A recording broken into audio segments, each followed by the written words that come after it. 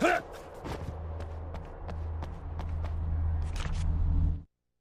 have seen the darkness twist flesh into new shapes before, but encountering these giants is an extremely disturbing experience. It's as if the genre has been switched on me. There's something out of Pulp Fiction. Twice as tall as normal men and stronger than forklifts, their lumbering gait and slow-witted demeanor brings to mind some kind of mean-spirited caricature of a feeble-minded hillbilly.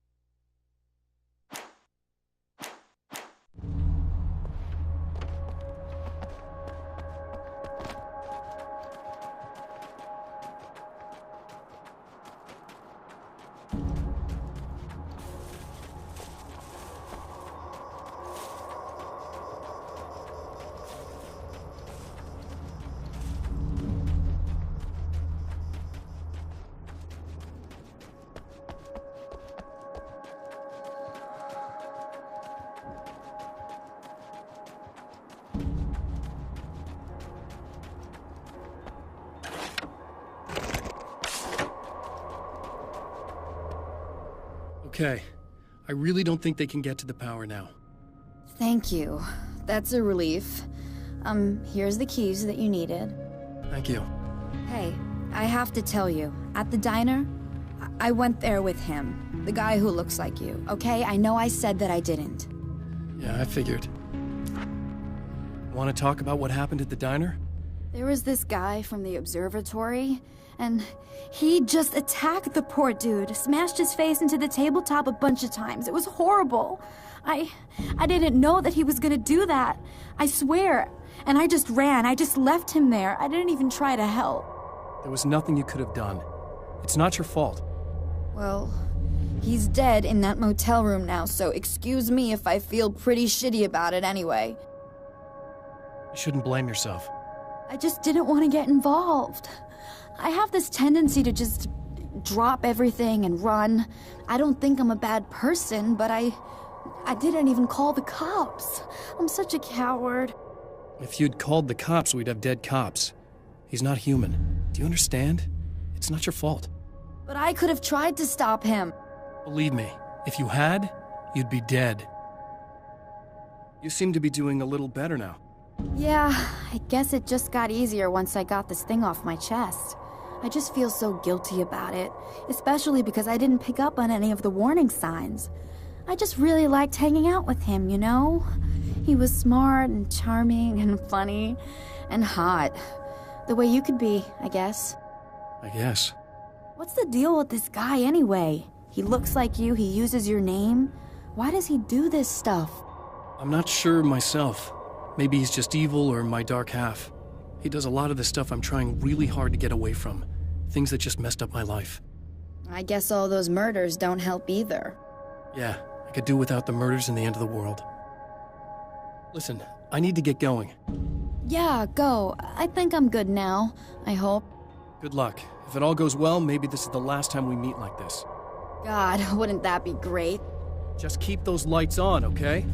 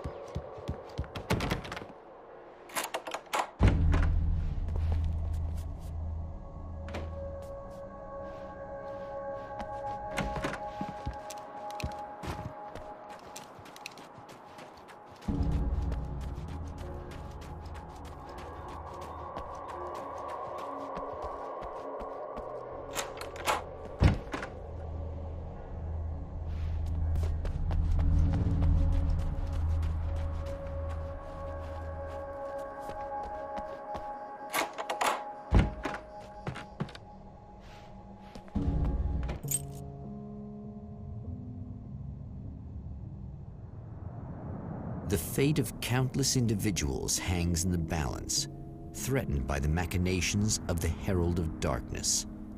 And yet, for a moment, the Champion of Light breathes a little easier. He has saved one life. For this moment, it is enough. And soon, perhaps, he can put an end to this.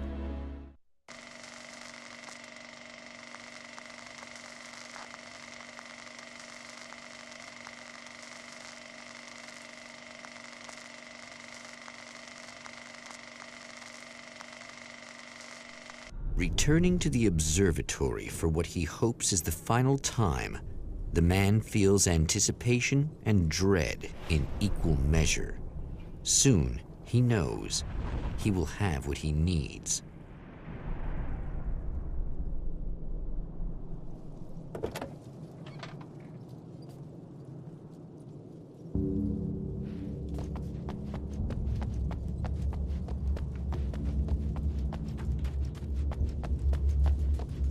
Hello, I was expecting you. I've already taken care of the imaging array, but you should still look into securing the primary coolant flow.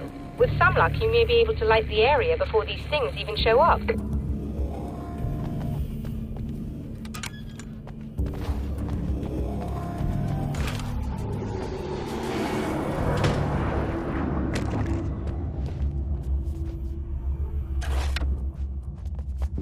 Thanks for tuning in for the second part of our interview with Serena Valdivia and award-winning photographer Alice Wake. Now, Alice, we were talking about your husband, Alan Wake.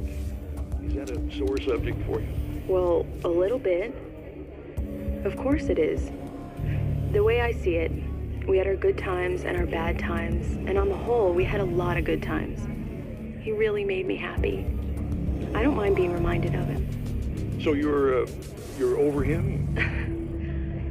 I don't know if I'll ever be that, entirely.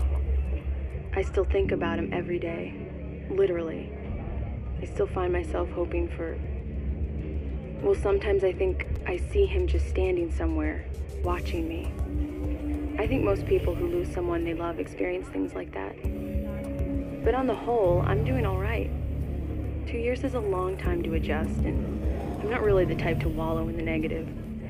Well, I know there are a lot of stories about Alan. He seemed to have something of a wild streak. That's not really what our show is about, though. Look, all that stuff really gets blown out of proportion. He had his problems, but it's really frustrating for me because people like to talk. They love to tell these crazy stories, and they never really knew him at all. Well, the character he created, Alex Casey, is a household name. The books still continue to sell. There's been talk of a TV series, a movie, a video game. Must be nice to know that his work is still being appreciated by so many readers. Yes, of course, but I don't really deal with the business side. I leave that to Alan's agent. That would be Barry Wheeler. Actually, I just interviewed him. He's currently in the music business. Mm-hmm. And he's also Alan's best friend. Do you two keep in touch? Or? We talk regularly. Like I said, he handles the business side. I think we should talk about her film. Yes, of course, you're right. I'm Eddie Rodman, talking to Alice Wake and Serena Valdivia, and we'll be right back.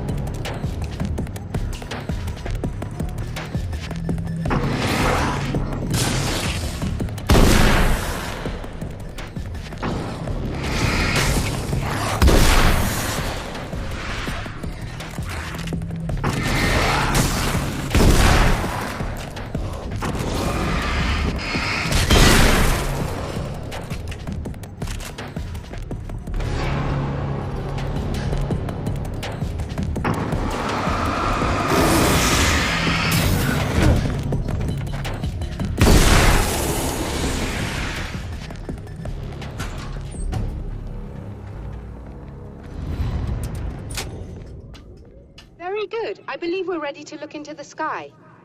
Right there, Doctor.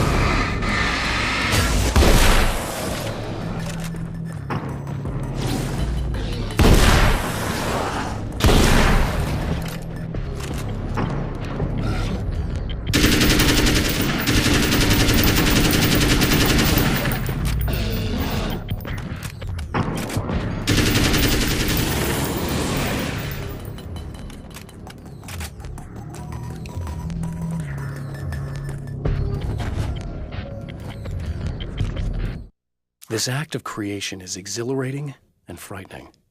Subtext and symbols loom eager to take effect. Causality and consequence become domino chains that stretch into infinity. The more fundamental the change, the more unpredictable the variables become. Reality is too complex to control completely. Ordinary questions become meaningless. Who created who? What is really real? Everything is as real as everything else. You learn to let go of the things you can't control and go with the flow, or go insane.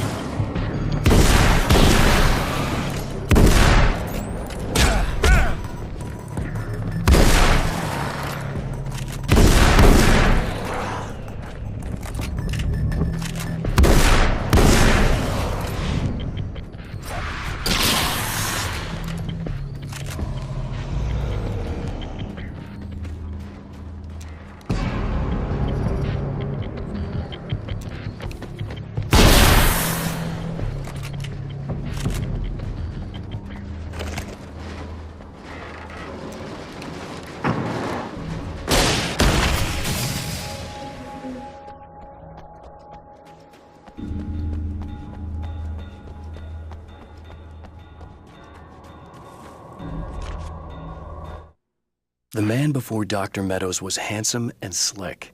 He moved with lazy confidence and didn't bother to pretend that he wasn't staring at her. She didn't mind, at first. Then the man flicked open the knife and shoved her out of the control room so she wouldn't hear the signal, whatever it was. Outside, she pulled her lab coat closed and thought about running. She didn't. She didn't think she'd get very far. Not from him. She never was entirely sure why he spared her.